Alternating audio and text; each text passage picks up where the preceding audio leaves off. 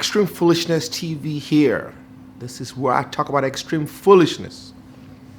I'm not going to waste your time today. I'm going to talk about Florida Governor DeSantis and the bill he just signed into law. The bill prohibiting, I guess, big tech or social media companies from deplatforming politicians who run for state office or non-statewide office. I'll be giving you my legal analysis and my extreme foolishness analysis.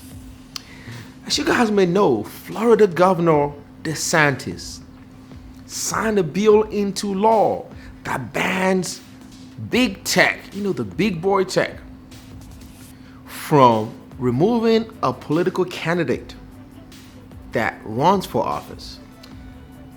I'm reading I'm reading some of the law here, and pretty much it doesn't make any sense. It states that if a platform or social media platform bans a political candidate who is running for a statewide office, that platform will be fined $250,000 a day. 250 racks a day. If the candidate who is deplatformed is running for statewide office, the social media company or the big tech company will be fined $25,000 a day. There's an exception, however. I call it the Disney exception. The Disney exception pretty much states that, based on the law, companies like Disney are exempt from the law. See, this law is not going to hold any water. This law will be challenged in court. This law is extremely foolish. It doesn't make any sense. First of all, based on the First Amendment, a government cannot force private companies to host a candidate speech or to host a political candidate. And private companies are not subject to the First Amendment.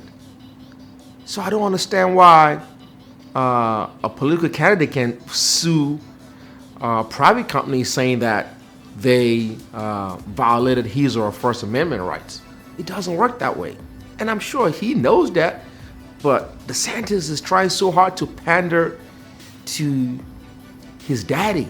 And you know who his daddy is? Donnie J. He's trying so hard to pander because I guess they're still upset that Twitter pretty much removed Trump from their platform, and Facebook and Instagram and YouTube and Shopify. And I heard just about everybody. I don't even know if you search his name, if he's going to come up on a Google search. Who knows? I haven't tried that lately. But secondly, another thing that a lot of people have not been talking about is that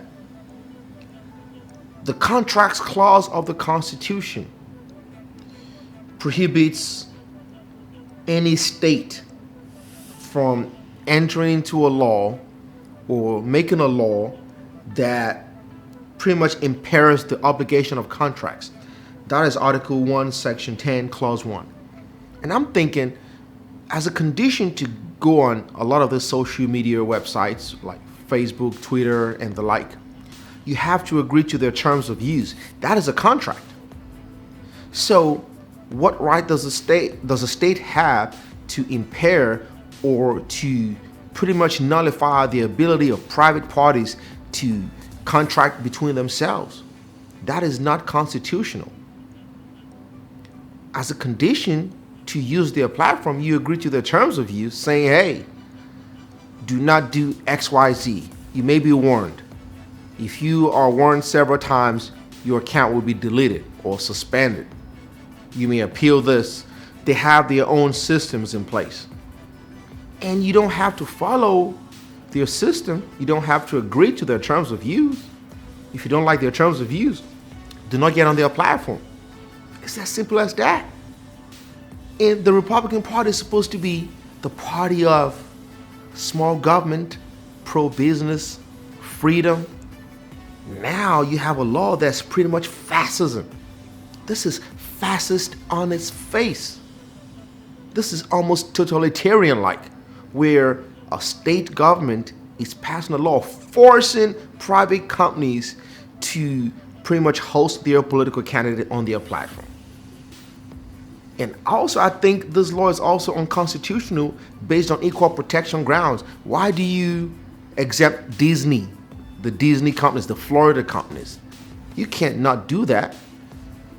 I mean, constitutional law 101, economic protectionism, where a state tries to protect local business at the expense of out-of-state businesses, violates equal protection because these companies are similarly situated, and you exempt Disney and all the Florida companies and the like, but Twitter, Facebook, and Instagram and all those other companies, YouTube, are subject to be fined $250,000 a day or $25,000 a day, and it also gives Floridians the right to sue these companies.